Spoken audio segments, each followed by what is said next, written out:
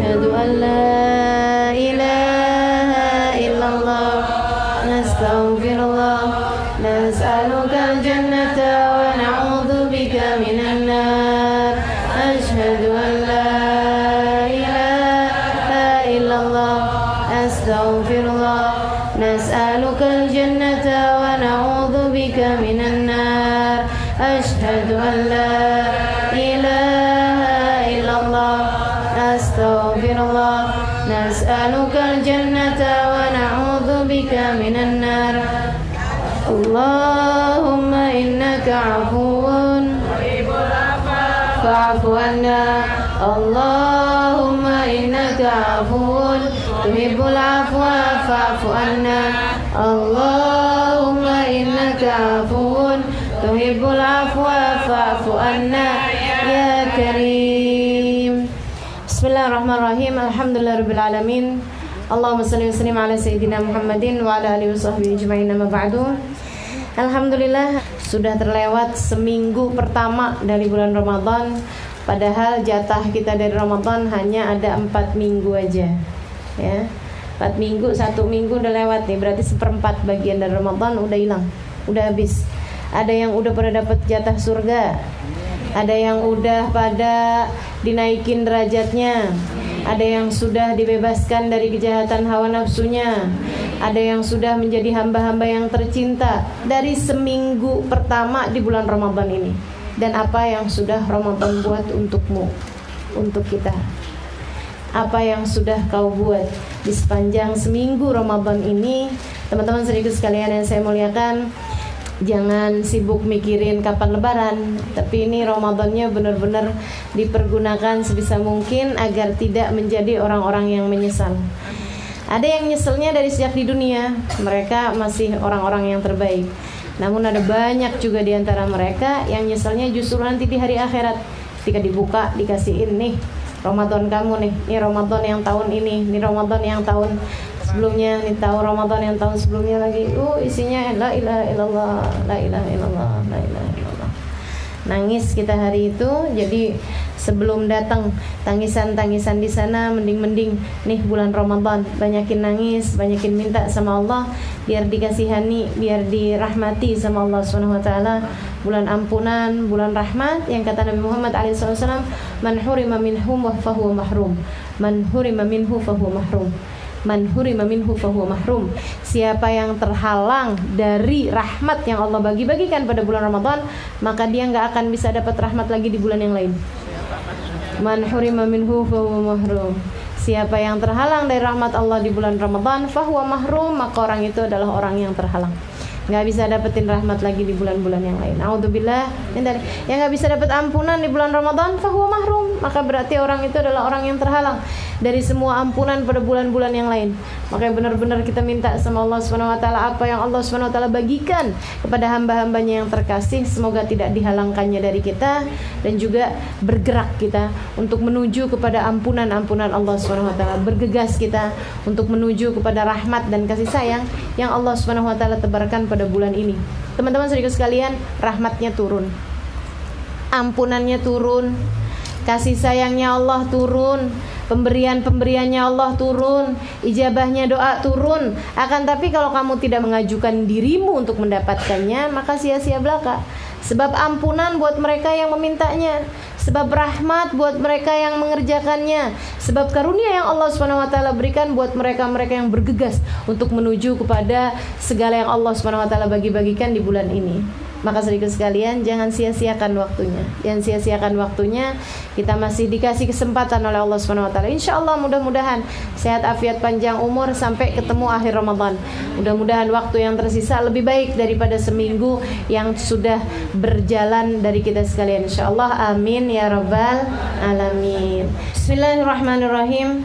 Teman-teman sedikit sekalian, sebelum kita mulai seperti biasanya, Kita akan baca niat belajar bersama-sama, minta kepada Allah agar diajarkan ilmunya, minta kepada Allah SWT agar bisa mengerti makna-makna dari Al-Quran dan tidak dijadikan oleh Allah sebagai orang-orang yang salah mentafsirkannya, insyaAllah. Amin ya rabbal alamin. Mari kita awali dengan baca niat belajar. Bismillahirrahmanirrahim. Nawaitu ta'allum wa ta'lim wa naf'a wal intifa' wal mudhakarah wa tadhkir wal ifadah wal istifadah wal hidda ala tamassuk bi kitabillah wa sunnati rasulillah sallallahu alaihi wa alihi wa sallam wa du'a ila al-huda wa dilalata ala al-khair ibtigha'a mardatih wa qurbih wa thawabih wa husnil khatimah ma'al lutfi wal afiyah wa salahil aqibah birahmatika ya arhamar rahimin.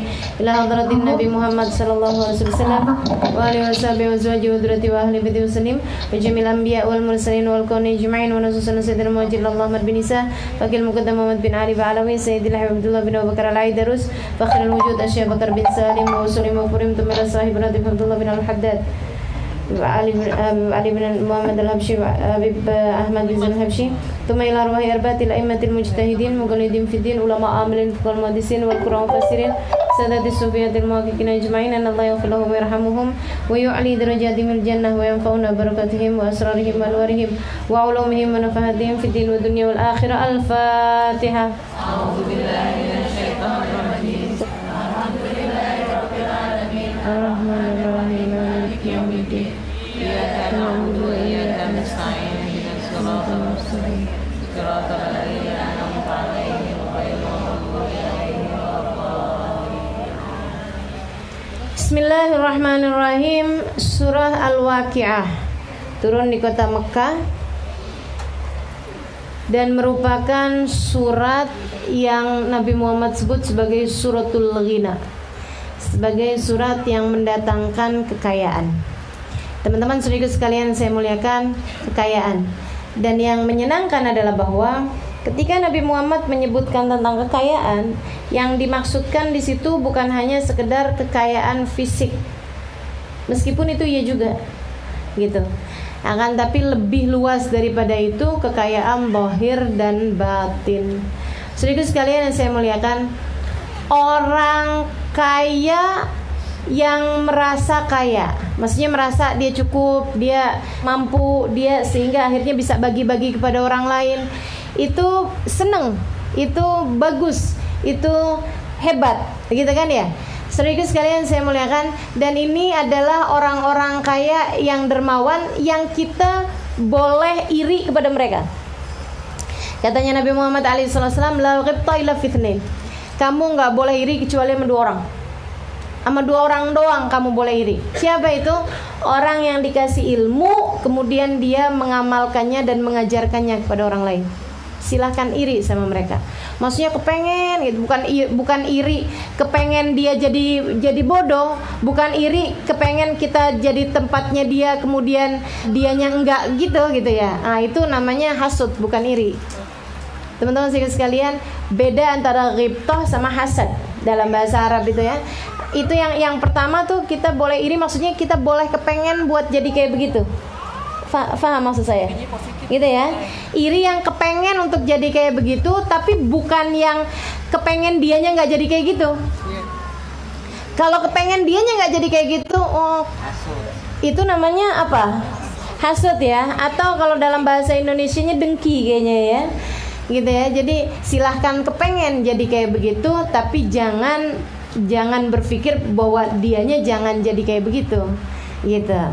Jadi katanya Nabi Muhammad, la ghibtah illa fitnain. Kamu jangan kepengen atau jangan ngiri kecuali sama 2 orang.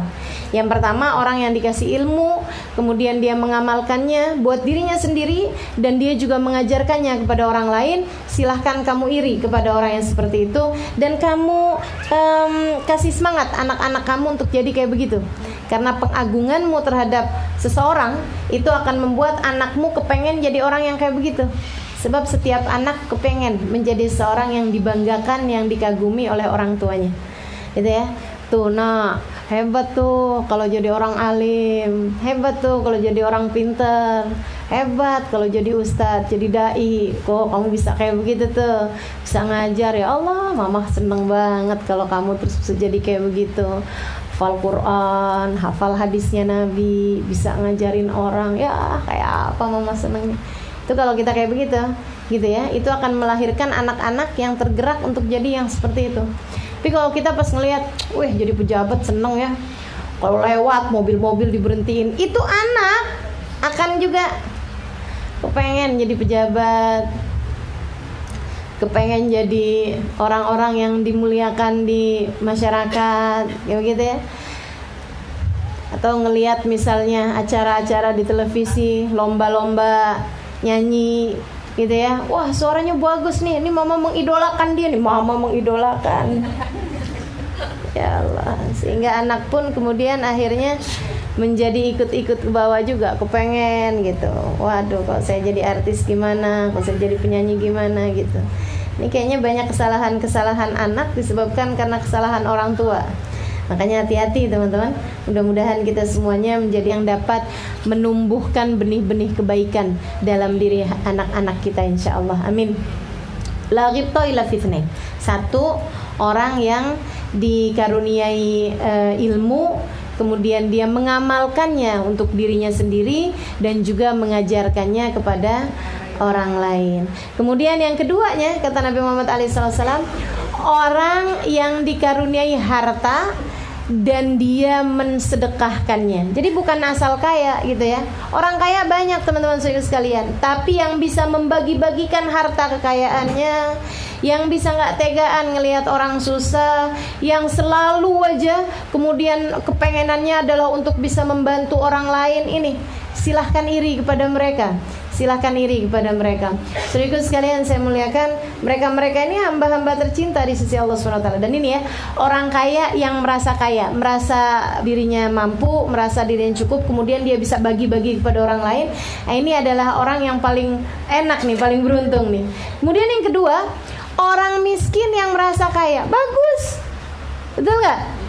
Dia sebenarnya ya sederhana aja hidupnya, semuanya serba-serba sedikit, tapi dia merasa sangat kaya, merasa mampu sehingga dia merasa nggak perlu buat minta-minta sama orang, nggak pernah merasa perlu buat kepengenan sama yang dipunya sama orang. Teman-teman sekalian saya muliakan, dan merasa bahwa apa yang dia punya sudah banyak sekali lebih dibandingkan dengan apa yang dia perlukan. Bahkan dia bisa ngasih kepada orang lain pula dengan sedikit yang dia punya tersebut. Itu enggak kalah kerennya teman-teman sekalian, enggak kalah cakepnya gitu ya, enggak kalah hebatnya. Mereka inilah orang-orang miskin yang diminta Allah untuk Nabi Muhammad bersama dengan mereka. Allah tuh enggak nyuruh untuk mereka buat barengan sama Nabi, tapi Nabinya yang disuruh barengan sama mereka. Wasbir nafsaka, kata Allah Subhanahu wa taala, kamu wahai Muhammad bersama-samalah dengan mereka-mereka ini. Wasbir nafsaka maladina, apa tuh ayatnya yang di surat Al-Kahfi itu ya. Itu teman-teman sekalian, Nabi diminta oleh Allah Subhanahu wa taala untuk bersama dengan mereka, dan itu doanya Nabi Muhammad. Allahumma ahyini miskinan wa amitni miskinan wahsyurni fi zumratil masakin. Ya Allah, hidupkan aku miskin aja, miskin harta, kaya hati. Berani kita doa gitu? Hah? Berani doa gitu? Saya mau ijazahin nih kalau berani. Punya soalnya saya ijazahnya nih. Ayo nih yang berani minta nih, yang berani doa. Kayaknya nggak berani ya. Sama, saya juga nggak berani. Biar ijazahnya punya juga nggak berani doanya, beneran dah.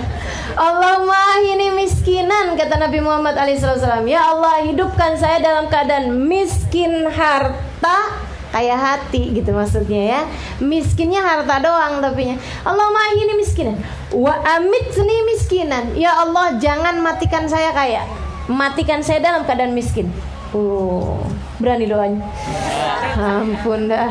Segitunya tuh Nabi punya anak, Nabi punya cucu gitu ya. Nabi doanya ini miskinan wa amit ini miskinan. Wahsyurni fi zumratil masakin. Ya Allah, kumpulkan saya ya Allah bersama dengan orang-orang miskin. Dari di dunia sampai dengan di hari akhirat. Mahsyarkan saya Allah, giring saya Allah bersama dengan orang-orang miskin. Nah ini kita mintanya kaya mulu nih, serem-seremnya nggak digiring bareng Nabi nih. La ilaha illallah. Mudah-mudahan kayanya yang kaya yang pertama tadi itu ya.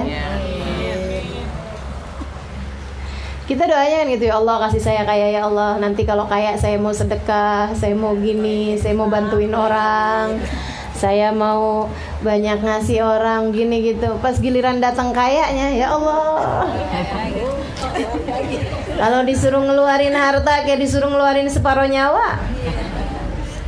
Innalillahi wa inna ilaihi raji'un.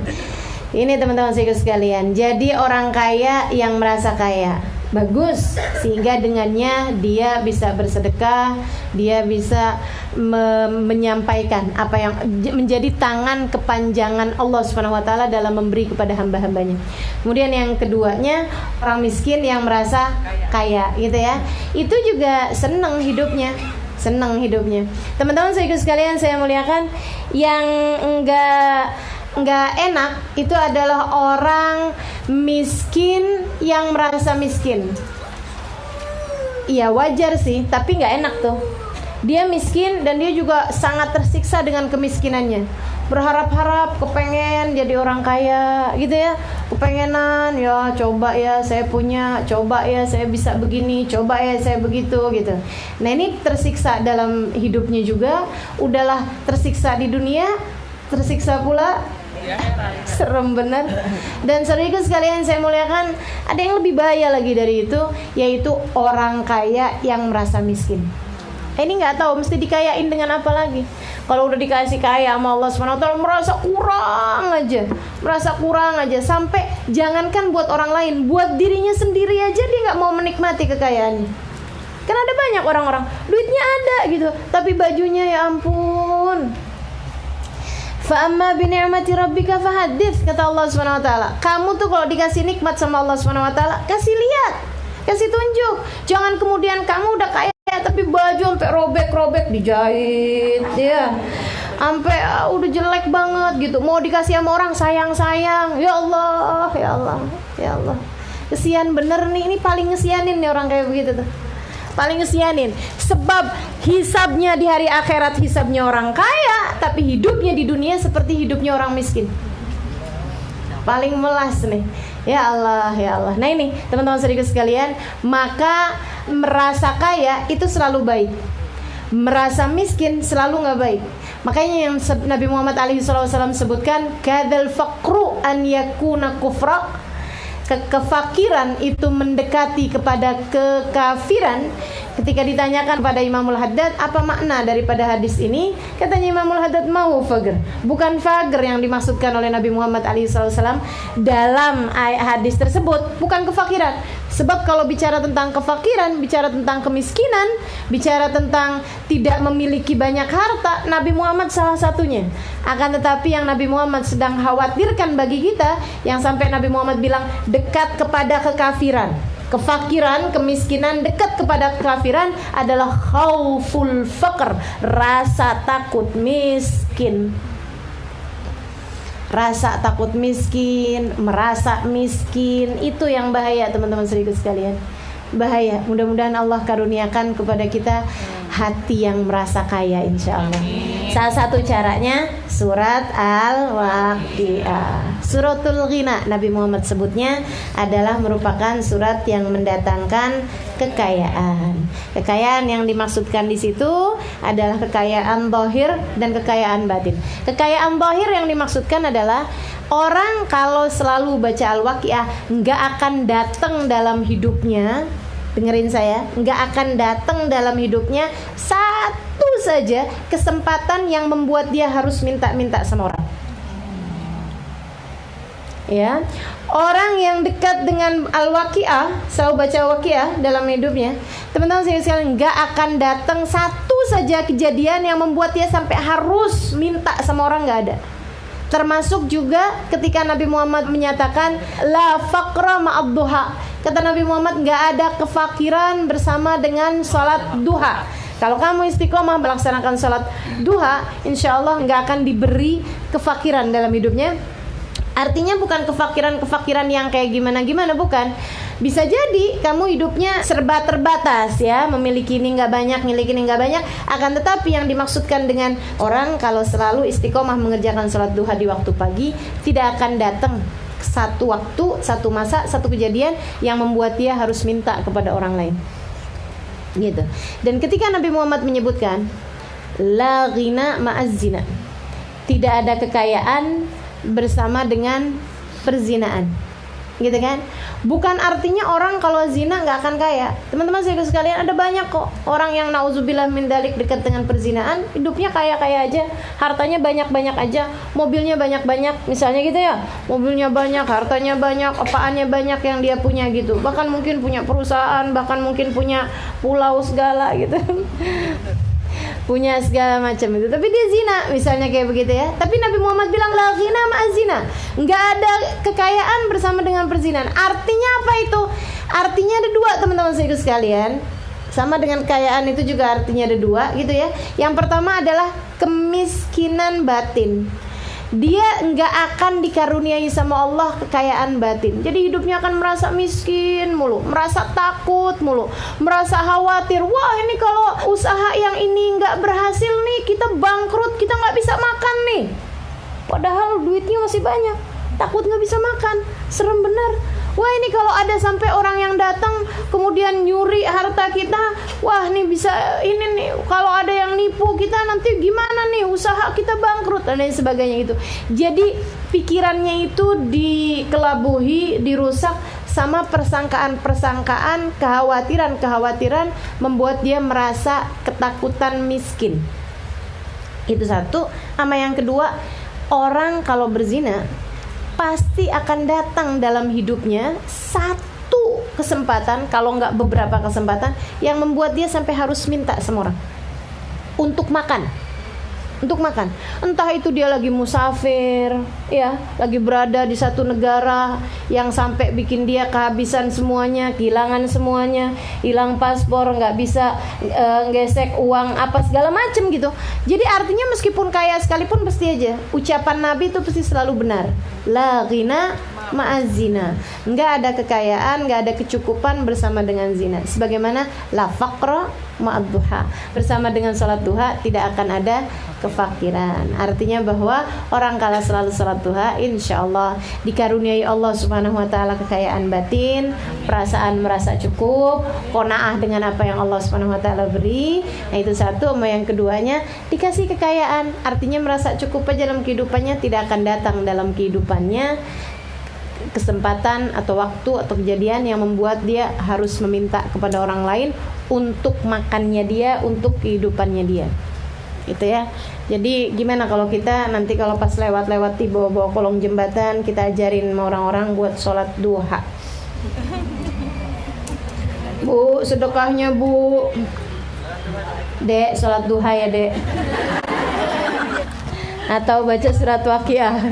Kita kasih ini dia baca nih, kaya kamu langsung. Ya Allah. La faqra ma'ad duha. Teman-teman sekalian yang saya muliakan, suratul ghina. Ini disebutnya nih surat Al-Waqiah. Saudaraku sekalian saya muliakan, bahkan Sayyidina Ibnu Mas'ud alaihi ridwanullah ketika meninggal dunia, dia itu memberikan seluruh hartanya sebelum meninggal gitu ya, jauh sebelum dia meninggal, dia sudah mendermakan seluruh harta yang dia punya untuk umat Islam. Beliau tuh tiap kali punya duit banyakan, sedekahin sampai habis.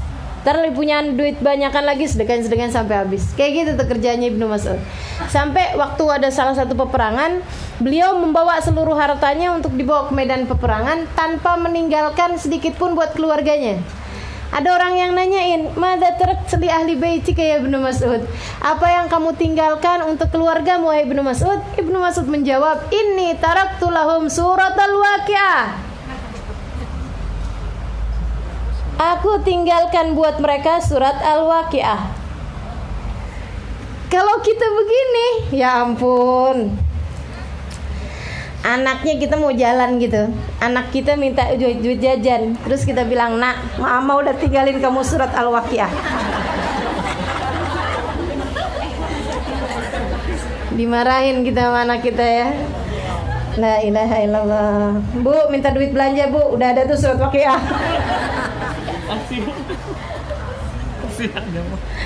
La ilaha illallah. Nah ini teman-teman saya sekalian saya muliakan. Kenapa kok kayak begitu? Karena kita bukan Ibnu Mas'ud. Kenapa anak kita kalau kita bilangin, udah ya, mama udah tinggalin buat kamu surat Al-Waqiah, kenapa mereka nggak bisa gitu? Karena kita bukan Ibnu Mas'ud. Teman-teman saya sekalian, Ibnu Mas'ud tingkat keimanannya luar biasa, menularkan itu kepada diri anak-anaknya. Kalau tingkat imanmu seperti Ibnu Mas'ud, anakmu menjadi seperti anaknya Ibnu Mas'ud, kamu bisa melakukan hal yang sama.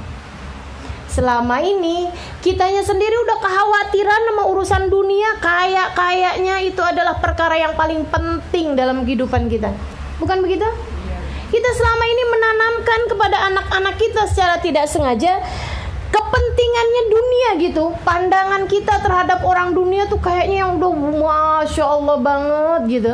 Sampai lebih daripada pandangan kita terhadap orang-orang ahli ilmu, atau orang-orang ahli ibadah, atau orang-orang soleh gitu. Sampai sering jadi pertanyaan anak-anak kita, mah kalau dia orang soleh mah, tapi kenapa ya mah hidupnya miskin? Sampai jadi pertanyaan anak-anak kita gitu. Dan ibu-ibunya kebingungan buat jawabnya. Karena yang dia pikir bahwasanya diberi kekayaan secara materi, secara fisik adalah sesuatu yang penting gitu, merupakan tanda Allah SWT sayang sama seseorang. Padahal enggak gitu. Kalla, kata Allah SWT. Innal insan idza mabtalahu rabbuhu fa akramahu wa na'amahu fa yaqulu rabbi akraman. Ini manusia nih, kata Allah, kalaunya aku kasih ujian, kemudian aku kasih kekayaan pada dia, di saat aku beri ujian dia dan aku lapangkan rizkinya, aku beri kekayaan, dia bilang, wah Tuhan telah memuliakan aku. Perasaan dia udah mulia dengan kekayaan yang Allah kasih itu. Wa maidza mabtala, dan ketika aku uji, dua-duanya sama-sama ujian, padahal Allah nyebutnya sama-sama ibtila semuanya. Idza mabtala, dan katanya Allah, dan ketika dia aku uji, faqadara alaihi rizqa, kemudian kami batasi rizkinya. Kami batasi rizkinya, enggak kami kasih banyak-banyak rizkinya. Fayaqulu rabbi ahanan, dia bilang, duh hinanya hidup saya, susahnya hidup saya, menderitanya hidup saya, Allah enggak sayang sama saya. Kalla, kata Allah SWT, kamu salah besar. Enggak gitu ceritanya. Dua-duanya sama-sama ujian, dua-duanya sama-sama cobaan yang Allah SWT berikan. Maka teman-teman saudaraku sekalian yang saya muliakan, kaya miskin bukan pertanda seorang dicinta sama Allah SWT. Hati-hati terhadap pikiranmu. Kalau kamu menganggap bahwa orang kalau dikasih kaya berarti dia disayang sama Allah, orang kalau dikasih miskin berarti dia dihinakan sama Allah SWT, kamu sedang menjelekkan Nabi Muhammad SAW. Nabi Muhammad hidupnya banyak miskin, teman-teman saudaraku sekalian. Dan miskinnya Nabi adalah pilihan yang beliau pilih sebagai jalan hidup beliau sendiri. Kalau engkau merasa bahwa orang kaya adalah orang yang dimuliakan Allah dan orang yang miskin adalah orang yang dihinakan Allah SWT, bisa jadi engkau akan lebih memuliakan Abu Jahal daripada Nabi Muhammad SAW. Secara Abu Jahal itu adalah orang yang kaya, Abu Lahab kaya, Umayyah bin Khalaf kaya. Teman-teman sekalian, ada banyak orang-orang yang kaya-kaya di zamannya Nabi Muhammad SAW, di saat yang Allah SWT jadikan Nabi Muhammad adalah orang yang miskin-miskin saja. Maka teman-teman saudaraku sekalian saya muliakan, rubah pikiran yang ada dalam pikiranmu ini. Mudah-mudahan Allah SWT karuniakan kemampuan untuk berpikir dengan pikiran yang lurus, insyaAllah. Kemampuan untuk berpikir dengan pikiran yang benar, insyaAllah. Mudah-mudahan Allah memandu, membimbing kita untuk selalu berpikir di jalan yang Allah SWT karuniakan kepada para hamba-hamba yang tercinta di sisinya. Amin ya rabbal alamin. Inni taraktu lahum suratul Waqiah. Kata Ibnu Mas'ud ketika ditanya, apa yang kau tinggalkan buat keluargamu? Teman-teman sekalian saya muliakan, kemudian kita beranjak pada surat-suratnya, beranjak kepada ayat-ayatnya. Idza waqa'atil waqi'ah, dan ini merupakan salah satu dari surat-surat dalam Al-Qur'an yang punya cara bercerita Allah Subhanahu wa taala yang menakjubkan. Semua surat, semua ayat Allah Subhanahu wa taala menakjubkan. Akan tapi ini tuh teman-teman sekalian, pernah lihat film enggak? Kan itu kan cara berceritanya macam-macam. Ada yang dilihat terakhirnya duluan, baru kemudian diruntut, gitu ya. Ada yang pas di tengah-tengahnya, pas bagian yang paling serunya duluan, baru kemudian diniin, kan gitu ya. Ada juga yang diambil bagian-bagiannya gitu. Ada yang kemudian digabung-gabungkan, kayak nggak bertautan, kayak nggak berkaitan, padahal berkaitan. Seperti itu teman-teman sekalian. Itu ada banyak cara bercerita itu yang sebenarnya terinspirasi dari Al-Quran. Maksud saya gini, cara Allah Subhanahu wa taala bercerita di dalam Al-Quran itu punya cara bercerita yang sangat-sangat indah. Ada kalanya Allah mulai seperti di surat Yusuf dari mimpinya Nabi Yusuf. Ketika dia bilang sama ayahnya, "Ya, saya bermimpi begini begitu." Ayahnya bilang, "Nak, jangan ceritakan mimpi kamu kepada siapapun." Itu ya. Pada saudara-saudaramu, mereka akan membuat tipu daya bagimu. Kemudian cerita berlanjut sampai Nabi Yusufnya dibuang di sumur, kemudian lagi tinggal bersama dengan ini itu sampai usianya tua. Itu cerita yang berurut sampai kemudian keluarganya didatangkan ke Mesir, gitu ya. Sesudah Nabi Yusufnya menguasai Mesir, kan gitu tuh. Kemudian melihat keluarganya semuanya tunduk, keluarganya semuanya minta maaf kepada beliau, katanya ayahnya, "Hadza ta'wilu ru'yaka min qabl." Ini adalah takwil dari mimpi kamu, Nak, di masa kecil dulu. Jadi diawali dengan takwil mimpi, diakhiri dengan ini adalah mimpimu yang menjadi nyata. Kisah yang begitu indah banget. Jadi orang kok baca surat Yusuf tuh kayak berasa lagi baca satu cerita, kayak lagi ngelihat film tentang Nabi Yusuf gitu ya, dengan skenario yang sangat-sangat indah banget. Nah ini teman-teman sedikit sekalian, surat Al-Waqi'ah ini juga salah satu dari surat-surat yang punya keindahan dalam cara bercerita Allah Subhanahu wa taala. Gimana tuh ceritanya? Nih, Allah Subhanahu wa taala mulai dengan idza waqa'atil waqi'ah. Apabila terjadi hari kiamat. Aisa liwaqa'atiha kadibah. Tidak ada keraguan tentang kejadiannya. Itu adalah kejadian yang pasti, kata Allah. Laisa liwaqatiha kadibah. Tidak ada keraguan, tidak ada dusta dalam kejadiannya. Khafidatun. Itu hari kiamat begitu datang, khafidah rafi'ah. Bisa membuat hina orang, menurunkan derajat orang, rafi'ah, atau meninggikan derajat orang. Teman-teman sekalian, hari kiamat adalah hari di mana orang-orang yang asalnya mulia di dunia banyak yang menjadi hina. Ada juga sebaliknya, orang-orang yang asalnya hina di dunia bisa menjadi mulia. Ada juga orang-orang keren-keren yang mulia di dunia, mulia pula di hari akhirat. Ada juga orang-orang yang sial-sial, hina di dunia, hina pula di hari akhirat. Naudzubillah min dzalik. Nih kita ini yang di dunianya bukan siapa-siapa, yang di dunianya hidupnya enggak dimulia-muliakan amat, bukan dari keturunan bangsawan, bukan dari keturunan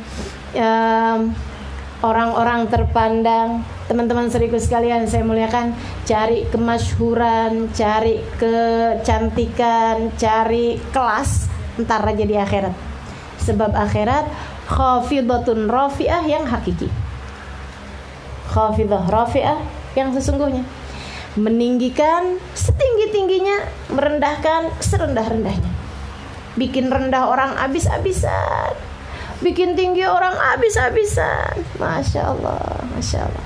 Mudah-mudahan Allah karuniakan kepada kita keluhuran, ketinggian yang sesungguhnya di hari akhirat nanti insyaallah. Amin ya rabbal alamin. Hari kiamat, idza rujjatil ardu rajja. Apabila bumi diguncangkan dengan seguncang-guncangnya, sedahsyat-dahsyatnya. Wa bussitul jibalu bassa.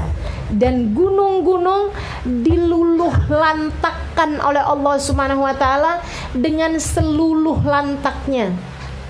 Dengan sehancur-hancurnya. Bumi diguncang-guncangkan, sementara gunung-gunung diluluh lantakkan, dihancur-hancurkan oleh Allah Subhanahu wa taala. dijadikan bubur sama Allah Subhanahu wa taala gunung.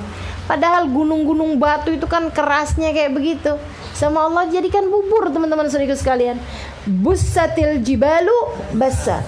Fakanat haba'am mumbatha. Sampai kamu lihat gunung yang segitu kuatnya. Nah, ini ayat diturunkannya ini kepada orang-orang, maksudnya ayatnya diturun pada Nabi Muhammad SAW, yang Nabi ngelihat gunung itu adalah batu-batuan yang memang keras-keras gitu kan.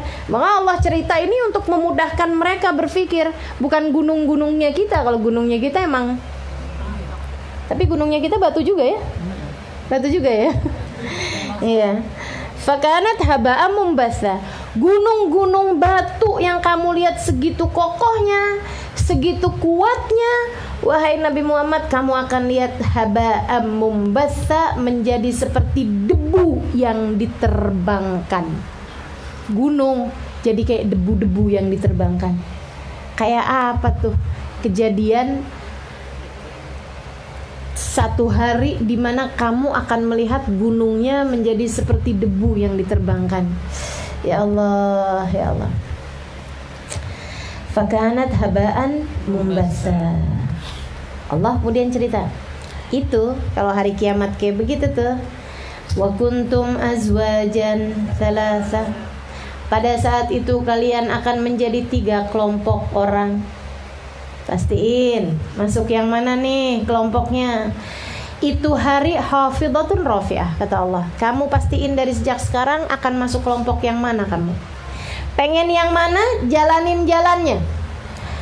Kamu gak mau kelompok yang mana, jangan sampai ikut-ikutan bersama dengan mereka di dunianya. Sebab kesempatan cuman ada di dunia ini, kata Allah Subhanahu wa ta'ala. Seperti apa kelompok pengelompokan mereka? Ashabul Maimanah. Mashabul Maimanah, ada kelompok kanan, kata Allah. Siapa mereka kelompok kanan? Ada ashabul masyamah, ashabul masyamah. Ada kelompok kiri. Siapa itu orang-orang kelompok kiri? Wasabiqun as-sabiqun. Dan ada kelompok as-sabiqun as-sabiqun, orang-orang para pemenang. As-sabiqun, mereka adalah para pemenang. Ada kelompok kanan, ada kelompok kiri, ada para pemenang. Masuk di manakah kamu? Ini mesti kita pikir-pikirin dari sekarang, buat udah ngepas-ngepasin diri, mantes-mantesin diri untuk menjadi salah satu dari kelompok yang bagus ya. Jangan sampai masuknya kemudian kelompok yang nggak bagus nih. Kelompok kanan, kelompok kiri, sama pemenang. Nah, akan tetapi meskipun kelompok kanan disebutkan lebih dulu oleh Allah Subhanahu wa taala, Allah menceritakannya tentang para pemenangnya duluan. Allah ketika menceritakannya tentang as-sabiqun as-sabiqun dulu. Was-sabiqun as-sabiqun. Dan para pemenang as-sabiqun, mereka adalah para pemenang. Siapa mereka ini? Ulaikal muqarrabun. Mereka adalah hamba-hamba yang didekatkan oleh Allah Subhanahu wa taala. Hamba-hamba yang Allah dekat dengan mereka. Orang dalamnya Allah, teman-teman. Gimana nih? Nggak tertarik? Orang dalamnya Allah loh ini. Allah sebutnya nih ulaikal muqarrabun. Mereka adalah orang-orang dalamnya Allah Subhanahu wa taala. Para orang-orang yang sudah didekatkan oleh Allah Subhanahu wa taala. Orang-orang hamba-hamba yang sudah menjadi bagian dari Rahman Rahimnya Allah Subhanahu wa taala, menjadi bagian dari ubudiyahnya Allah Subhanahu wa taala, dari pengibadahan kepada Allah Subhanahu wa taala. Ulaikal muqarrabun. Saudara sekalian saya muliakan, para pemenang, mereka adalah orang dalamnya Allah Subhanahu wa taala. Allah sudah ceritakan kejadian buat mereka nanti di hari akhiratnya, balasannya seperti apa Allah meninggikan mereka. Fi jannatin na'im, mereka akan ditempatkan dalam surga-surga yang penuh dengan kenikmatan. Tullatum minal awwalin wa qalilum minal akhirin. Ini si orang-orang para pemenang ini, orang-orang dalamnya Allah ini, kelompok-kelompok pertama yang Allah Subhanahu wa taala punya ini, teman-teman saudara sekalian, kullah minal awwalin. Banyak dari orang-orang pertama. Wa qalilun minal akhirin, dan sedikit dari orang-orang zaman akhir. Orang pertama tuh siapa? Dari zamannya Nabi, tabiin, dari zamannya Nabi, sahabat, tabiin. Itu orang-orang pertamaan. Banyak di antara mereka yang termasuk di antara sabiqun ini. Allah lihat. Ini padahal Allah ini kan lagi ceritanya tentang zaman itu, turunnya ini kan ayat ini zaman itu. Artinya kan orang-orang zaman itu nggak tahu apa yang akan terjadi di zaman yang ke depan gitu kan. Tapi Allah udah ceritakan, katanya Allah di zaman-zaman yang pertama-tamaan ini, zaman kalian ini banyak di antara mereka. Ya Allah, teman-teman sekalian. Katanya Sayyidina Hasan Al-Basri. Ini Hasan Al-Basri tabi'in ya. Tabi'in ini orang yang menjumpai sahabat tapi nggak ketemu Nabi Muhammad. Kalau sahabat, orang yang beriman kepada Nabi dan berjumpa dengan Nabi Muhammad SAW, itu namanya sahabat. Kalau tabiin, jumpanya sama sahabat-sahabat Nabi, nggak jumpa sama nabinya. Jadi mereka lahir di saat Nabi Muhammadnya sudah wafat. Teman-teman sekalian, Hasan Al-Basri cerita, dia bilang, saya bertemu dengan lebih daripada 70 sahabat. Saya berjumpa dengan 70 sahabat. Ketika saya kasih tahu model uang yang terbaru, tidak ada satupun di antara mereka yang tahu itu apa. Kita nih orang zaman terakhir gitu ya, orang gila aja tahu duit. Jadi anak kecil tahu duit. Ya Allah, luar biasa bener kan? Luar biasa bener. Ya usadah, zaman sekarang mana ada orang nggak tahu duit? Ada, jangan kamu kira teman-teman sekalian, mentang-mentang kita urusannya yang ada dalam pikiran angka mulu, duit mulu, kamu kira semua orang tahu duit gitu. Habib Zain bin Smith itu waktu ada kawinan anaknya, dia ngasih sumbangan buat anaknya tuh uang yang sangat kecil nilainya. Terus istrinya bilang, Habib Zain, masa sih ngasih anaknya kawin segitu gitu? Yang bener aja, ini memang berapa kata Habib Zain? Ini memangnya berapa kata Habib Zain? Gak tahu duit Habib Zain. La ilaha illallah. Habib Umar bin Hafid gak tahu duit. Teman-teman sekalian, Habib Umar ada bilangin sama tangan kanannya Habib Umar yang ngurusin pengurusan Darul Mustafa, Darul Zahra, Habib, kita kekurangan uang buat makannya anak-anak, buat urusan dar gitu. Berapa kata Habib Umar? Sekian, Bib. Habib nggak tahu juga. Itu berapa tuh Habib nggak tahu juga gitu. Ya, Bismillah. Udah, besok datang lagi deh ke Habib gitu. Atau sore datang lagi. Pokoknya sama Habib diminta dia untuk datang lagi gitu. Habis itu Habibnya doa minta sama Allah, ya Allah kesian ya Allah gitu. Kasih deh dia segitu tuh yang dia sebut tadi gitu. Saudara sekalian, begitu sore hari gitu orang tersebut datang gitu kan. Ada siang hari itu ada orang lain datang. Kemudian dia bilang, Bib, alhamdulillah Bib, ada rezeki Bib, saya kepengen nyumbang. Ada. Akhirnya terus dah, makasih jazakallah khair. Habibnya ngelihatnya Allah yang ngasih kan begitu. Bukan buat dia juga gitu. Teman-teman sekalian, abis itu nggak lama kemudian yang tadi orangnya Habib Umar bagian keuangan tuh datang lagi. Gimana Bib? Tuh ada tuh, coba dilihat, dihitung itu. Udah pas apa belum?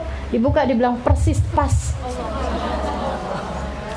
Ini karena urusannya nggak ngerti duit. Ya Allah, teman-teman sekalian, kita nggak dikasih sama Allah kayak begituan. Kenapa? Otak kita semuanya duit.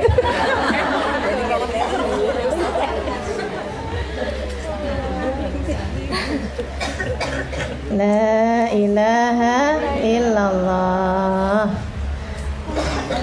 Katanya Sayyidina Hasan Al-Basri, laqad lakitum 70 rajulan minas sahabat.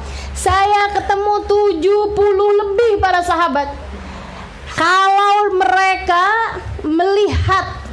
mereka melihat orang-orang yang soleh di antara kita, mereka akan bilang, ulaika malahum fil akhirati min nasib. Mereka adalah orang-orang yang gak punya jatah dari surga. Dan kalau mereka melihat orang-orang yang jelek di antara kita, mereka akan bilang, haula ma yu'minun biyaumil hisab. Mereka pastilah orang-orang yang tidak beriman tentang hari akhirat. Ini baru sahabat ke tabi'in. Paham gak omongan saya? Katanya Hasan al-Basri, saya udah ketemu para sahabat. Ini para sahabat-sahabat nih ya. Kalau ngelihat orang-orang soleh di antara kalian, kan Hasan al-Basri dari Madinah pindah ke Basrah, makanya namanya Hasan al-Basri. Di Basrah dia kan ketemu orang Islam, sholat, ibadah, bagus. Masih sirnya sahabat-sahabat kan masih banyak pada masa tersebut. Nabi Muhammad baru wafat beberapa puluh tahun aja kok. Teman-teman saya sekalian, itu katanya Hasan al-Basri. Ini orang-orang solehnya sahabat, kalau ngelihat kalian, ngelihat yang soleh-soleh di antara kalian, bilangnya, ya ampun, ini sih kalau masuk surga kagak ada jatahnya nih. Ya Allah, Robi. Yang kelas gitu ya, Ustaz. Ih, beda kelas itu dari sahabat ke tabiin. Saya nggak bisa bayangin kalau Hasan al-Basri ngelihat kita nih.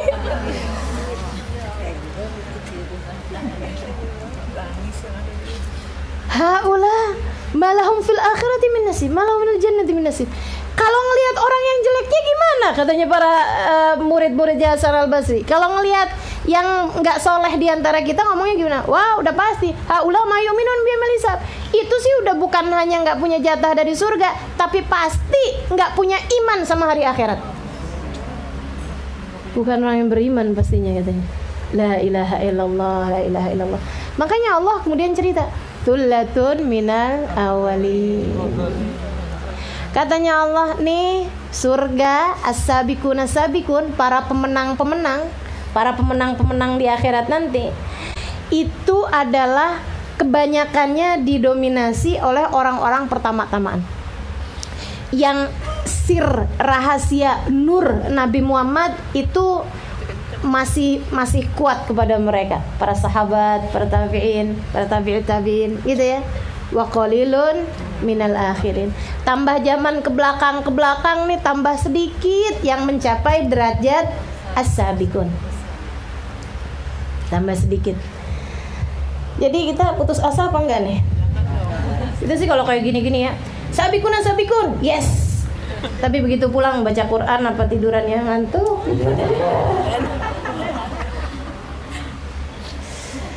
La ilaha illallah.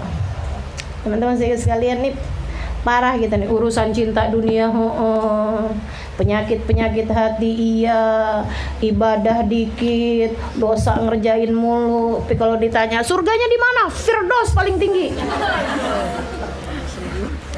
Kelompok mana kamu dari surat Al-Waqiah? Sabiqun as-sabiqun. Yes. Sullatun minal awwalin wa qalilun minal akhirin. Dikit yang kelompok dari al-akhirin ya, kelompok-kelompok yang terakhir dikit kata Allah Subhanahu wa taala. Ya, mau minta rada-rada malu, tapi kalau enggak minta takut nyesel. Minta aja ya, siapa tahu gitu. Sekarang belum pantas, kapan-kapan kali-kali pantas. Atau seenggaknya barangkali ada dari qalilun minal akhirin yang narik tangan kita. Nah itu yang saya harap. Saya sih kalau ngarep ini aja dah, nggak bakalan pantas kayaknya sampai kapanpun juga. Tapi mudah-mudahan saya kenal orang-orang yang pantas dari para guru-guru kita, daripada orang-orang terdahulu kita. Cinta saya kepada mereka mudah-mudahan gitu ya, bikin mereka kemudian si Halimah kesianan anak kita, si Halimah kesianan murid kita gitu. Mudah-mudahan gitu. Kita ngarepnya kayak begitu. Kayaknya mau mempantaskan diri kok jauh banget, tapi mudah-mudahan ada salah satu dari tangan-tangan mereka yang menarik kita. Amin ya rabbal alamin. Makanya teman-teman saya sekalian, baca dikiran jangan pakai ngarang. Cari dari dikirannya Imamul Haddad, dari dikirannya Syekh Bakar bin Salim. Kan gitu ya? Mau baca kitab, dah nggak usah pakai nyari-nyari yang penulis-penulisnya nggak kita kenal, begitu kan?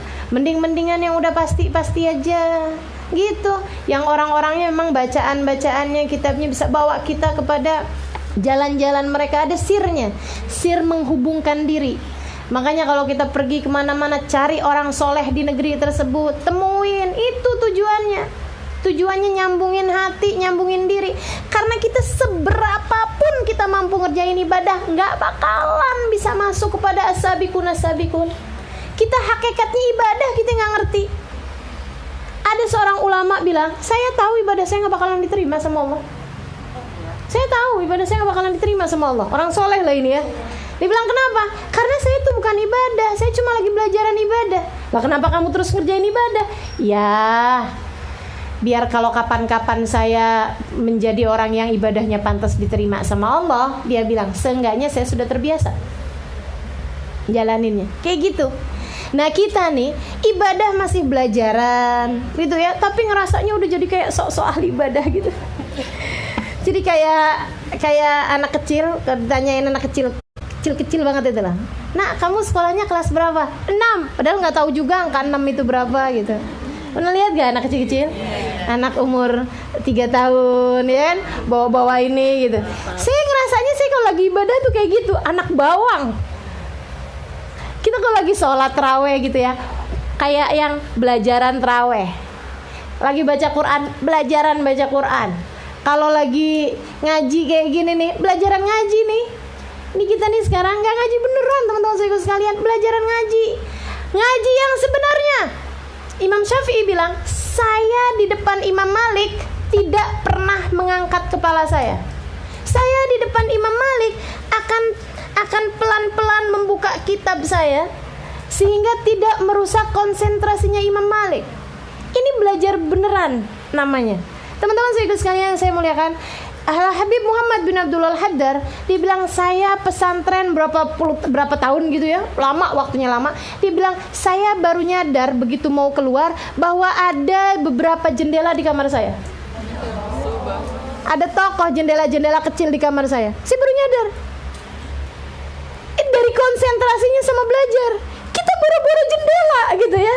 Aib teman-teman kita tahu semua.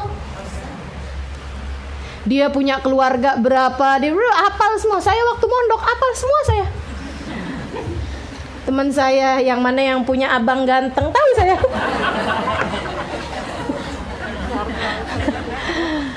Kenapa gitu teman-teman saya sekalian? Itu dia, bukan mondok gitu, bukan beneran belajar buat belajar gitu ya.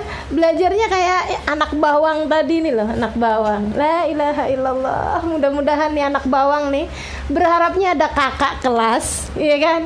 Berharapnya ada guru-guru yang narik tangan-tangan kita teman-teman saya sekalian. La ilaha illallah. Amin ya rabbal alamin. Sullatun minal awwalin wa qalilun minal akhirin. Balasannya kayak gimana? Ala sururim mauduna muttaqiin 'alaiha mutaqabilin. Mereka berada di atas dipan-dipan yang bertahtakan emas dan permata.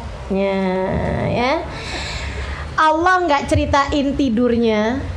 Allah enggak ceritain apa yang mereka lakukan di situ, tapi Allah ceritain tempatnya seperti apa. Karena kelas. Teman-teman saya sekalian, coba perhatikan. Semua sesuatu yang berkelas itu bicaranya servis. Allah juga gitu. Ini ketika Allah bercerita tentang para pemenang, orang-orang berkelas ini tadi nih, ya, Allah ceritanya servis. Mereka aku siapkan tempat-tempat tidur bertahtakan emas berlian. Servis, memanjakan mata. Kalau udah dari atas, dari tempat tidurnya aja, tempat duduknya aja udah bertahtakan permata dan lain sebagainya, kan udah nyaman semua gitu ya. Gimana dengan jamuan sesudahnya? Gimana dengan apa yang diberikan oleh sahibul bait? Apa yang akan diberikan oleh sahibul bait yang kamu ketika masuk ke rumahnya, wes kursinya bagus kan gitu ya. Dan kita tahu bahwa sahibul baitnya sangat dermawan. Kalau kamu dipersilahkan untuk masuk ke bagian-bagian yang intim dalam rumah tersebut, yang sampai udah dihias-hiasi, dicakep-cakepin, kita udah tahu gitu apa kira-kira yang akan dia berikan, mesti berkelas juga.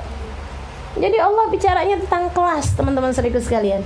Ara sururim mauduna, dipan-dipan, tempat-tempat duduk yang bertahtakan, kursi-kursi yang bertahtakan emas permata. Ala muttaqiina 'alaiha mutaqabilin, yang ada bantalan-bantalannya yang bisa dijadikan sandaran-sandaran. Nah ini kan baru di dunia aja udah dikasih tahu nih kelasnya nih. Yang dikasih sandaran kan nih sohibul bed. Dia merasa berkelas di rumahnya sendiri nggak apa-apa. Yang dikasih sandaran kan orang-orang yang dianggap tua, kan begitu ya. Ustazahnya kan kesian, dia ngomong banyak, masa nggak dikasih sandaran, ya enggak? Kan begitu. Jadi teman-teman sekalian, saya muliakan, sandaran-sandaran yang diceritain sama Allah SWT. Kamu akan nyaman, kamu akan seneng. Servis yang diceritakan sama Allah untuk orang-orang yang berkelas. Mutaqabilin, yang saling berhadap-hadapan. Jadi kursi-kursinya tuh adep-adepan gitu loh. Buat ketemu-ketemuan satu orang dari yang lainnya. Nanti itu mereka pada duduk-dudukan gitu ya. Orang-orang tersebut itu, wah, duduk di situ tuh Imam Ghazali bincang-bincang sama Imam Syafi'i. Seru bener. Di kursi-kursi yang bertahtakan emas permata tadi ini. Itu dia masalahnya, kitanya di mana tuh? Saya ingat ucapan Habib Umar tuh waktu bahas surat Al-Waqiah, ya. Habib Umar bilang, ya Allah, jangan jadikan jatah kami dari ayat-ayat ini hanya sekedar menceritakannya. Mudah-mudahan kita ada juga di situ. Kali-kali gitu, adep-adepan sama Sayyidah Fatimah, Sayyidah Khadijah, sama hubabah-hubabah yang mulia-mulia itu ya. Masya Allah, Masya Allah. Amin ya Rabbal Alamin.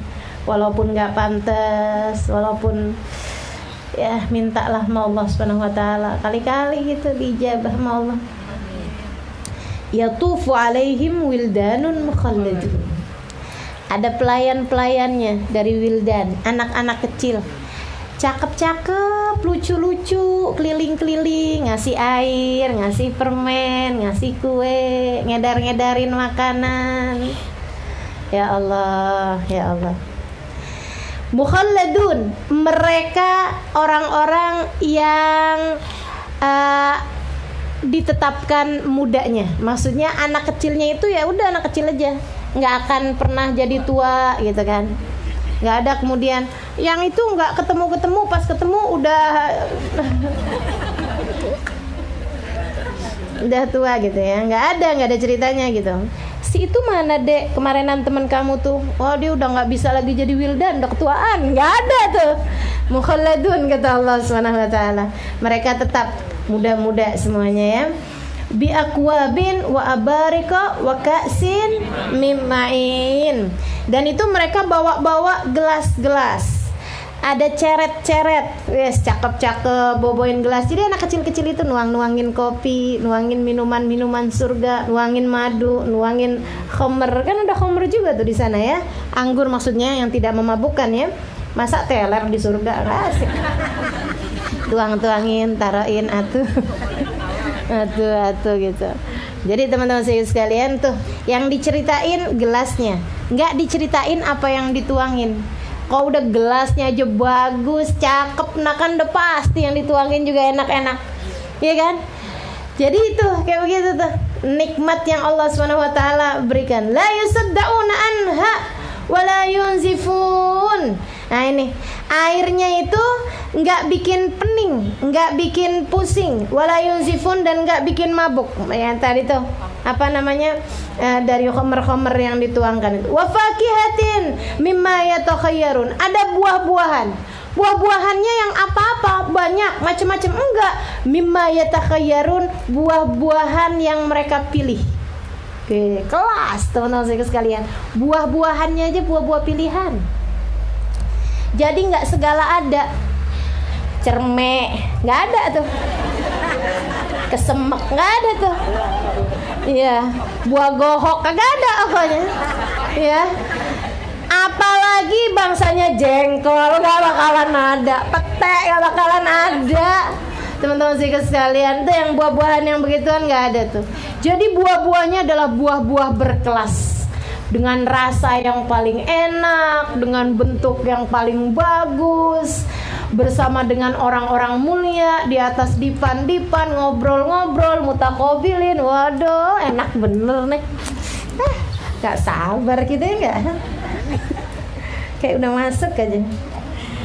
Walahmi tayrin mimma yashtahun, dan ada daging-daging burung mimma yashtahun yang kalian kepengenin. Bahkan kabarnya gitu ya, burungnya itu kamu cuman perlu ngelihat ke atas langit-langitnya.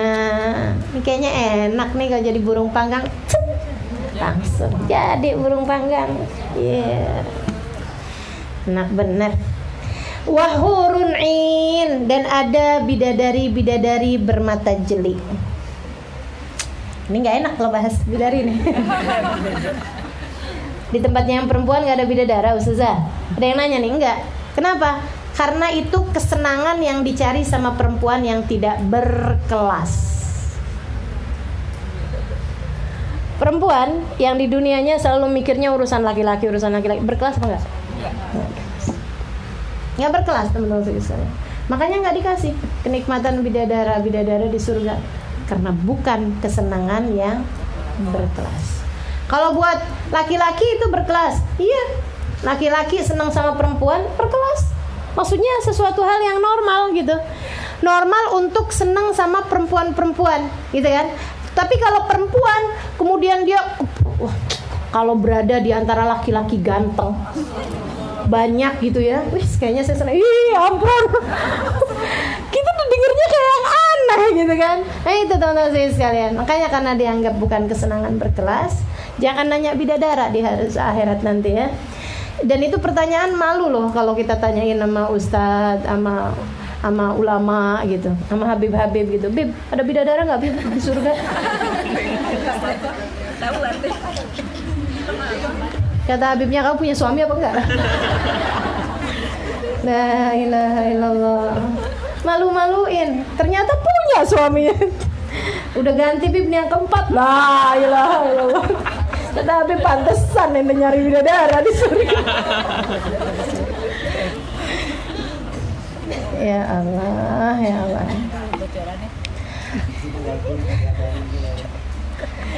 Kamtalil lu'lu'il maknun, kata Allah Subhanahu wa taala, perempuan-perempuan tersebut laksana permata-permata al-maknun yang terjaga dengan baik. Permata yang terus-terusan di usap, dipoles gitu ya. Tuh bidadari-bidadarinya kayak gitu. Tapi enggak usah khawatir, katanya Nabi Muhammad SAW, sesungguhnya perempuan-perempuan solehah di dunia jauh lebih cantik daripada bidadari-bidadari di surga. Bidadari di surga nih kayak semacam pelayan gitu loh. Jadi kamu gak usah cemburu sama bidadari. Agar bidadari cemburu padamu, gak berkelas amat. Kamu mau cemburu sama bidadari? Bidadari pelayan. Ya enggak, kita majikannya. Kita ratunya. Kalau masuk surga. Amin. Itu dia masalahnya. Jazaan bima kanu ya'malun. Itu adalah merupakan balasan atas perbuatan yang telah mereka lakukan waktu di dunia. La yasma'una fiha lagwan wala ta'thima. Bahkan ya, udah kayak begini aja Allah Subhanahu wa taala mensifatkan tentang surga, udah kayak kenikmatan berkelas banget, indah banget. Buat orang-orang berkelas tetap aja ketika ditanyakan sama seorang soleh, ahli ibadah, seorang wali min auliyaillah, dia bilang, apa kenikmatan surga yang paling kamu tunggu-tunggu? Apa kenikmatan surga yang paling kamu tunggu-tunggu? Ketemu sama Allah lah. Dia bilang, ketemu sama Allah lah. Dia bilang, selain daripada itu apa lagi? Dia bilang, zikrullah lah. Apalagi yang lebih enak daripada itu? Zikrullah katanya. Mengingat Allah, cerita-cerita tentang Allah barengan sama ahli-ahlillah. Itu dia bilang. Apalagi kenikmatan yang lebih besar daripada itu? Bukan urusan makanan, bukan urusan bidadari, bukan urusan wildan, bukan urusan apa-apaan nih. Itu orang-orang berkelas. Otak mereka memang udah benar-benar bersih, hati mereka memang benar-benar berkilau ya, sampai tahu gitu kenikmatan yang sebenarnya itu seperti apa. Yang katanya Rabi'al Adawiyah, ya Allah, jika engkau lihat ibadahku cuman karena pengen surga, halangkan aku darinya. Jika kau lihat ibadahku hanya karena takut neraka, masukkan aku di dalamnya. Tapi Engkau yang maha tahu, ya Allah, aku beribadah ini ya Allah bukan karena surga, bukan karena neraka, akan tetapi karenamu ya Allah. Karena cinta padamu, maka jangan halangkan aku untuk berjumpa denganmu. Itu katanya Rabbi Adawiyah. Sayyidil Habib Ali Al-Habsyi, al-jannatu ma saqani min wasfiha illa likaunil hib fihi khayyama. Gitu katanya. Al-jannah masaqani min wasfiha. Surga saya enggak tertarik karena sifat-sifatnya. Saya enggak tertarik karena balasan-balasannya. Allah cerita tentang surga kayak begini nih, katanya Habib Ali Habsyi. Iya sih, bagus, indah, tapi belum ada nih yang bikin menarik hati saya. Terus kamu pengen surga apa enggak, Habib Ali? Pengen. Kenapa? Likaunil hibbi fihi khayyama, karena kekasih hatiku adanya di sana. Nabi Muhammad sallallahu alaihi wasallam. Kalau Nabi milih tempat yang lain, saya pasti bakalan nyari tempat yang ada nabinya walaupun gak enak sekalipun, daripada surga dengan segala keindahannya kalau gak ada Nabi Muhammad di sana. Makanya teman-teman saudara sekalian, di belakangan nih saya lagi mikir gitu, ya Allah, saya kepengen jadi istri yang solehah. Pengen saya jadi istri yang solehah. Bukan karena saya nggak mau suami saya berpaling hati, meskipun itu ya juga, ya. Bukan karena saya kepengen suami saya menyayangi saya juga gitu, menjadi suami yang soleh bagi saya, meskipun itu iya juga. Tapi maksudnya bukan itu motivasinya gitu. Akan tapi saya kepengen jadi istri yang solehah. Tertarik sama hadisnya Nabi Muhammad, ayu mamra'atin salat fardaha shamat syahraha wa ata'at zawja faltadkhulil jannah min ayyi babin sya'at. Kalau ada seorang perempuan salatnya benar, ibadahnya benar, maksudnya salatnya benar, puasanya benar, dia taat sama suaminya, dia jadi istri yang solehah gitu. Nanti kalau dia di hari akhirat nanti boleh milih pintu surga manapun yang dia pengenin. Pintu surga manapun yang dia pengenin. Saya kepengen, saya tertarik tuh sama ucapannya Nabi, boleh masuk dari pintu surga manapun yang dia pengenin, karena saya mau cari pintu surga yang ada Nabi Muhammad di dalamnya. Karena saya pengen masuk, pengen cari pintu surga yang ada Sayyidah Fatimah di dalamnya. Saya mau cari pintu surga yang ada orang-orang yang saya selama ini selalu ceritakan tentang mereka, saya selalu baca tentang mereka. Saya kepengen ntar di hari akhirat bisa sungguh-sungguh ketemu gitu sama mereka. Yuk kita cari bekalan di dunia ini. Yang jadi istri, biarin jadi istri yang solehah. Yang jadi ibu, biarin benar bawa anaknya menuju surga. Siapapun dari kita, biar pantas buat nanti di hari akhirat mendapatkan kenikmatan bersanding dengan Nabi Muhammad alaihissalam, insyaallah. Amin ya rabbal alamin. Jazaan bima kanu ya'malun la yasma'una fiha lagwan wala ta'thima. Mereka tidak akan mendengar di dalam surga tersebut itu lagu, kalimat-kalimat yang gak ada manfaatnya gitu ya, kalimat-kalimat yang enggak enak didengar, wala ta'thima, ataupun kalimat-kalimat dosa. Dan itu sudah ditunjukkan dengan perilaku mereka waktu di dunia. Yang pantas untuk kenikmatan berkelas seperti itu, mereka hidup dengan berkelas di dunianya. Mereka hidup dengan berkelas di dunianya. Orang-orang mohon maaf yang selalu ngomong kasar, berkelas apa enggak? Orang-orang yang mohon maaf selalu berbicara kotor dengan lisannya, berkelas apa enggak? Orang-orang yang mohon maaf nonton tayangan-tayangan yang gitu-gitu, teman-teman saudaraku sekalian, berkelas apa enggak hidup? Enggak berkelas. Maka dari sejak sekarang nih, kita memantaskan diri untuk menjadi orang-orang berkelas. Sebab enggak ada lagi kehidupan yang akan dihisab kecuali yang sekarang kita sedang jalani di atas muka bumi ini. Orang-orang yang buka aurat, orang-orang yang kalau pergi pengajian pakai kerudungan, tapi pergi ke tukang sayur kagak pakai kerudungan, berkelas apa enggak? Kamu yang jawab nanti deh ya. Nemuin tukang gas nggak pakai kerudungan, sering apa enggak tuh?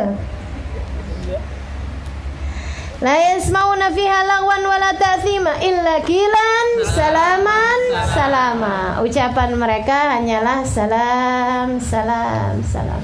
Selalu mendamaikan, selalu menyenangkan, selalu menenteramkan, selalu menghibur, selalu berkata-kata yang baik gitu, selalu mampu menjaga lisannya sehingga tidak termasuk di antara orang-orang yang menyampaikan kalimat-kalimat yang buruk. Teman-teman saya sekalian, saya muliakan, yang ngomong-ngomong kasar meskipun terhadap hal-hal yang memang salah gitu ya, tapi ngapain juga sih, mohon maaf, kayak kasus kemarin orang yang menistakan Al-Quran misalnya gitu ya, semua orang kemudian kayak nggak apa-apa gitu untuk berkata, untuk nggak suka sama dia, ya betul, silakan, itu bagian dari agama, tapi membiarkan lisanmu berkata kasar nggak ada ceritanya. Membiarkan lisanmu berkata kotor nggak ada ceritanya gitu. Kamu hanya akan menjadi termasuk bagian dari orang-orang yang berkata-kata seperti itu, kan gitu ya. Karena teman-teman sekalian, nih lisan ini adalah mulutnya teko. Dia hanya akan mengeluarkan isi yang ada di dalamnya. Kalau hatimu indah, hanya akan keluar kalimat-kalimat yang indah. Kalau hatimu rusak, yang keluar juga kalimat-kalimat yang rusak. Kalau hatimu berpenyakit, yang keluar hanyalah kata-kata yang membuat sakit hati orang lain mendengarnya. Teman-teman sekalian, kalau hatimu ini isinya adalah kebaikan-kebaikan, yang keluar adalah kebaikan-kebaikan. Kalau hatinya di dalamnya ada banyak Allah dan Rasulnya, yang keluar adalah kata-kata yang membawa orang kepada Allah SWT dan Rasulnya. Termasuk bagian dari lisan yang katanya illa qilan salaman salama, itu adalah apa yang ditulis oleh jempol-jempol kita di handphone kita. Ini bagian dari lisan kita juga. Lisan kita juga. Jadi teman-teman saya sekalian, nggak usah pakai yang namanya kirim-kirim sesuatu yang membuat orang kalau bacanya akan jadi sedih, akan jadi kecewa, akan jadi sakit hati gitu. Jangan melakukan hal-hal yang seperti itu. Bayangkan dulu juga kalau misalnya kesel-kesel nih, pegel nih sama laki kita nih misalnya gitu ya, rasanya pengen gitu nulis. Jangan dikirim dulu, baca lagi. Kalau perlu sebelum dikirim istikharah dulu, biar nggak jadi dikirim. Kalau perlu sebelum dikirim mandi dulu, kan mandi bisa menghilangkan kemarahan. Nah, habis selesai mandi baca lagi, ya ampun ngapain sih saya mau ngirim kayak begini. Kalau perlu sebelum ngirim dengerin dulu ceramah-ceramahnya orang-orang soleh gitu ya, dengerin dulu gitu kan. Apa yang ada kan alhamdulillah sekarang di handphone ini kan banyak ya, tinggal kita dengerin. Kalau perlu dengerin saya dulu, nggak tahu tuh tambah kesel apa. Gitu. Habis itu baru baca lagi, ya astagfirullah, ngapain saya nulis kayak begini gitu, dihapus. Karena begitu terkirim, ya Allah, itu nanti akan dimintai pertanggungjawabannya. Bahkan andai orangnya ketika memaafkan misalnya gitu ya, luka yang kau sebabkan karenanya belum tentu hilang. Sama kayak orang naroin paku tuh, gitu kan ya. Walaupun pakunya udah dicabut, tapi bekasnya itu nggak mudah hilang, teman-teman saya sekalian. Dan demikian pula bekas di dunia ataupun bekas di akhirat, semuanya sudah tercatat. Makanya mudah-mudahan Allah SWT jadikan kita orang-orang yang mampu menjaga diri, terus belajar hingga jangan sampai ada kata-kata kita yang dapat membuat hal-hal yang tidak baik jadi penyesalan buat kita, insyaallah. Amin. Wa ashabul yamin ma ashabul yamin wallahu a'lam bissawab. Asyhadu an la ilaha illallah, astaghfirullah, nas'aluka al-jannata wa na'udzu bika minan nar. Asyhadu an la ilaha illallah, astaghfirullah, nas'aluka al-jannata wa na'udzu bika minan nar. Asyhadu an la ilaha illallah, astaghfirullah, nas'aluka al-jannata wa na'udzu bika minan nar. Allahumma innaka afuwun tuhibbul afwa fa'fu anna. Allahumma innaka afuwun tuhibbul afwa fa'fu anna. Allahumma innaka afuwun tuhibbul afwa fa'fu anna ya karim. Alhamdulillah. Mudah-mudahan kajian hari ini membawa banyak manfaatan bagi kita, menjawab banyak faedah bagi kita sekalian, memperbaiki Ramadan kita di sisanya insyaallah. Mudah-mudahan menjadikan Ramadan kita menjadi lebih bermakna. Amin ya rabbal alamin. Rabbana dzalamna anfusana wa illam taghfir lana wa tarhamna lanakunanna minal khasirin. Rabbana atina fid dunya hasanah fil akhirati hasanah wa qina adzabannar. Sallallahu ala sayyidina Muhammadin wa alihi wasallam walhamdulillahi rabbil alamin.